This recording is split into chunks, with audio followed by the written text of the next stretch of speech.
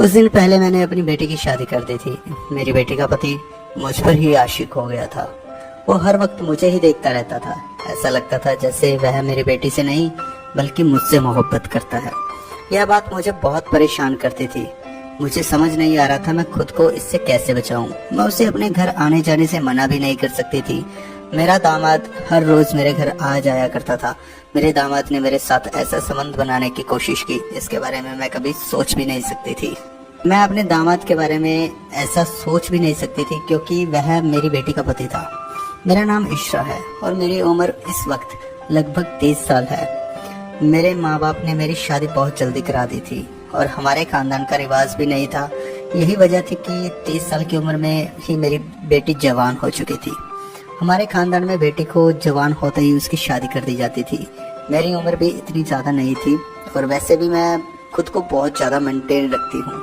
लोग मेरी बेटी को मेरी बहन समझते थे।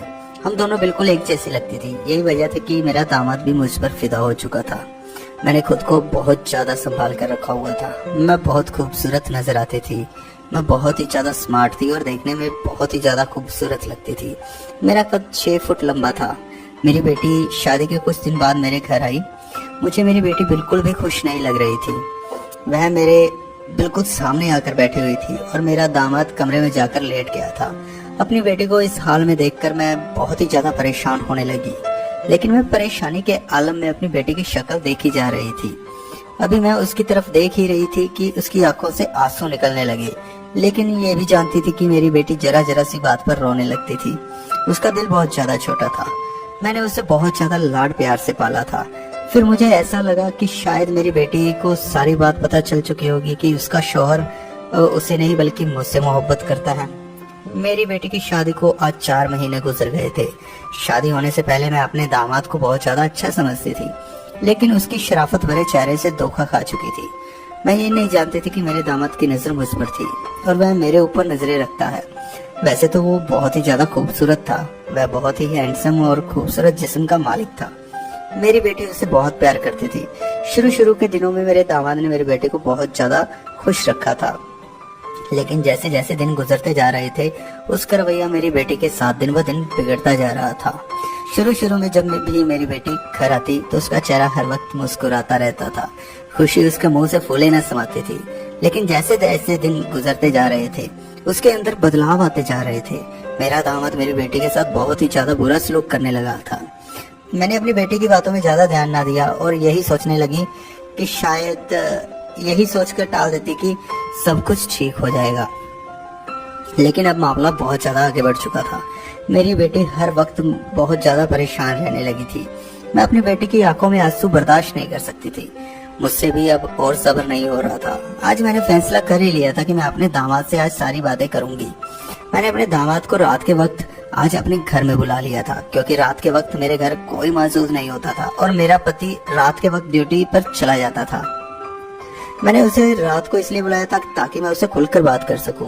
मैं अपने दामाद को समझाना चाहती थी, इसलिए मैंने उससे अकेले में बात करना चाहती थी। अभी रात के 8 बज रहे थे और मैं अपने दामाद के आने का इंतजार करने लगी। अभी मैं सोच ही रही थी कि दरवाजे पर बेल बजी और जैसे ही मैंने दरवाजा खोला तो सामने मेरा दामाद खड़ा था। मैं उसे कमरे के अंदर ले आई और सोफे पर बैठने का इशारा किया। वो बहुत खोया खोया सा लग रहा था। मैं भी अपने दामाद के पास ही बैठ गई और उससे कहा, बेटा क्या बात है, आजकल तुम्हारा रवैया मेरी बेटी के साथ कुछ ठीक नहीं है। तुम लोगों के बीच में आपस में क्या बात हुई है? मैं अपने दामाद के और करीब आकर बैठ गई थी और उसे बहुत प्यार से पूछने लगी थी। मेरा दामाद मेरी तरफ बहुत ही अजीब नजरों से देख रहा था। ऐसा लग रहा था जैसे वह मुझसे कुछ कहना चाहता है लेकिन कह नहीं पा रहा था। मैंने फिर से अपने दामाद से पूछा, बेटा बताओ ना क्या बात हुई है? वह बहुत ही अजीब से लहजे में बोला और कहने लगा, मैंने शादी सिर्फ और सिर्फ आपकी वजह से की है। मुझे आपकी बेटी बिल्कुल अच्छी नहीं लगती है। मैं सिर्फ आपसे मोहब्बत करता हूँ और आपको हासिल करने के लिए मैंने आपकी बेटी से शादी की है। मैं बहुत डर के साथ अपने दामाद की शक्ल देख रही थी। मुझे बिल्कुल भी समझ नहीं आ रहा था ये क्या कह रहा है। वह मुझसे कहने लगा, मेरे पास इसके अलावा कोई रास्ता नहीं था, इसलिए मैंने आपकी बेटी से शादी की थी। मैं आपकी बेटी को नहीं बल्कि आपको चाहता हूँ, पर मैं हर हाल में आपको पाना चाहता हूँ। इशरा जी, मुझे आपकी बेटी में कोई दिलचस्पी नहीं है। मुझे तो बस आप अच्छी लगती हैं। अपने दामाद की ऐसी बातें सुनकर मैं अंतर तक कांप गई थी। मैं गुमसुम बैठे उसकी बातें सुन रही थी। मुझे समझ नहीं आ रहा था कि मैं अपने दामाद को अब क्या जवाब दूं। मैं बार बार उसकी तरफ देखी जा रही थी। ऐसी बात करने के बावजूद उसके चेहरे पर जरा सी भी शर्मिंदगी नहीं थी। वह मुझे देखकर हंस रहा था। मेरे अंदर इससे बात करने का बिल्कुल भी हौसला नहीं था। फिर मैंने अपने अंदर हिम्मत पैदा की और अपने दामाद को बताया कि मेरी बात सुनो, यह कैसे मुमकिन है? मैं तो तुम्हारी माँ जैसी हूँ और तुम्हारे साथ हूँ। तुम मेरे साथ ऐसा कोई भी रिश्ता नहीं बना सकते। अच्छा यही होगा कि तुम मेरी बेटी के साथ ही खुश रहो। मैं बहुत गुस्से के साथ उससे बात कर रही थी। वो मुझसे कहने लगा, आप मेरी माँ जैसी हैं, लेकिन आप एक औरत भी तो हैं और मेरी तलब हर रिश्ते नाते से आजाद है। मैं आपको हर हाल में हासिल करना चाहता हूँ।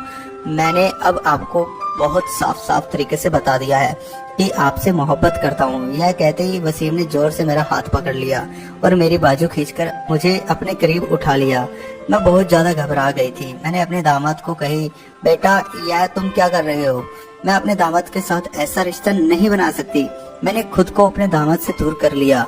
मुझे अपने पति से भी डर लग रहा था कि अगर वह घर आ गया तो मेरा क्या हाल करेगा। जैसे ही मैं दूर होकर बैठी, मेरा दामाद मुझसे कहने लगा, एक बात मेरी कान खोलकर सुन लीजिए, अगर आपने मेरे साथ ये सब ना किया तो मैं आपकी बेटी के साथ भी कभी कुछ नहीं करूंगा। उसकी कोई ख्वाहिश पूरी नहीं करूंगा और उसे ऐसे ही रखूंगा। मैं अपनी बेटी को हर हाल में खुश देखना चाहती थी और अपने दामाद की ऐसी बातें सुनते ही मैं उसकी सारी बातें मानने लगी। मैंने अपने दामाद की हर ख्वाहिश को पूरा किया। वो मुझे बिस्तर पर लेकर सोता, मैं उसकी हर ख्वाहिश को पूरा करती थी। अब उसको मेरे जिस्म जायजा मिल चुका था। वो मेरे साथ रोज बिस्तर पर सुहागरात मनाता जैसे वो मेरा पति हो, और मैं मना भी नहीं कर सकती थी क्योंकि मैं मजबूर थी। वो रात रात मेरे जिस्म को निचोड़ कर रख देता और ये दर्द मेरी चीखें निकाल देता। वो मुझे रोज रात को तंग करता था, जिससे मैं दिन ब दिन कमजोर होती जा रही थी, क्योंकि हर चीज की एक लिमिट होती है। आखिर मेरी बेटी से शादी की आड़ में मेरे जिस्म को निचोड़ कर रख देता है और मेरी बेटी भी आंसू बहाती रहती है। आखिर ये मैं कब तक बर्दाश्त करती।